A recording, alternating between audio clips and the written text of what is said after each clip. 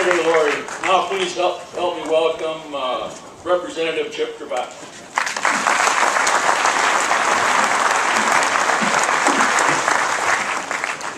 Good afternoon. It's good to be here.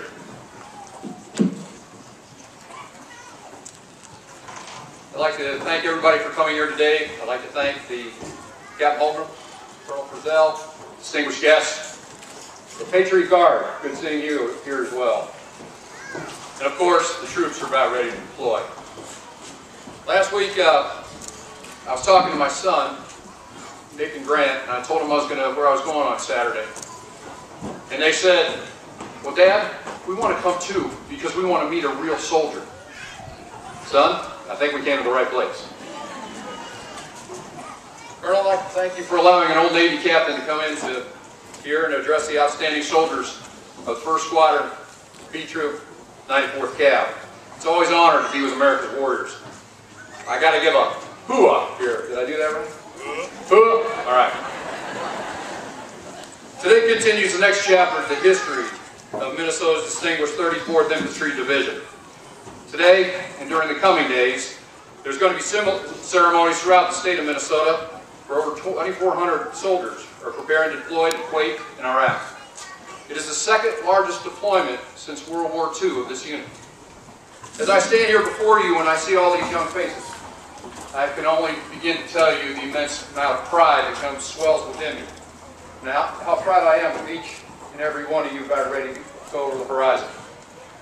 You have again answered the call of this country, and I thank you. In February 1990, General Norman Schwarzkopf, U.S. Army, the commanding general of coalition forces of Persian Gulf, gave the order to men and women under his command commencing Operation Desert Storm with the mission of liberating Kuwait.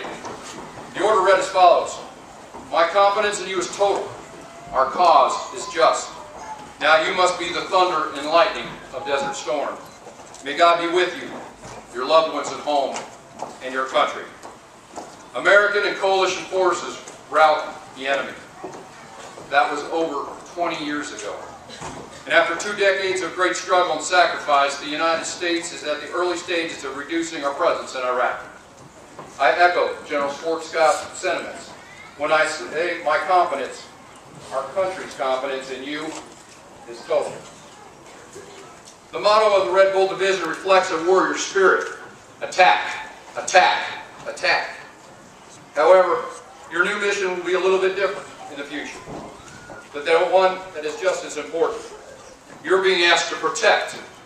You will be providing security necessary to ensure American forces remain safe as we draw down our forces in Iraq. The warriors of the Red Bull Division will bring a new dawn to that troubled region of the world. You worked hard. You prepared yourself well, and you'll continue to train to ensure you're able to perform the job you've been tasked to do. Your mission is critical, and let's face it, it's not going to be easy.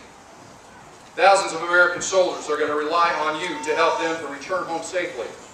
It is a mission I know you'll do well, and that you will do faithfully. When the future historians write about the period of history of the United States, and they will, one fact they will not be able to deny is the United States Army was exceptional in the success of Operation Iraqi Freedom. And with your determination, grit, and dedication to mission, historians will someday write about the great success the United States Army achieved when they brought a new dawn to the people of Iraq and Kuwait. Our country, and especially you as soldiers, can be immensely proud of the service and remarkable results that our Army and our deployed military forces have achieved. As you complete your mission, it will be my mission to give you and the commanders resources that you need to get the job done, and then bring you home safely.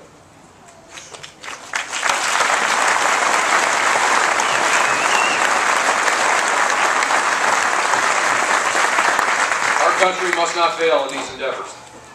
It is incumbent upon all of us that we do our utmost to succeed and provide future generations of Americans a secure future. As a Minnesota Congressman representing the people of the 8th District, I have the privilege to be in many different opportunities to address groups and organizations throughout this great state. I want you to know that I will always ask them to keep you and their families in their prayers. In closing, this Memorial Day weekend, we'll remember and honor those who sacrificed everything in defense of this country. Many of those we honor were engaged in decisive victories in Operations Desert Storm and Iraqi Freedom. Their sacrifices and those who sacrificed before them will not be forgotten. And you honor them by stepping forward and carrying out the greatest traditions of our military. Thank you for giving me the opportunity to be with you here today. I am humbled to be in the presence of America's finest. Thank you for your professionalism. Thank you for your sense of duty. And for most of all, thank you for your sacrifice and for the sacrifice of those you leave behind. I salute you. America is with you, and I wish you Godspeed. And I know my Navy brethren will forgive me when I say, go Army. Thank you.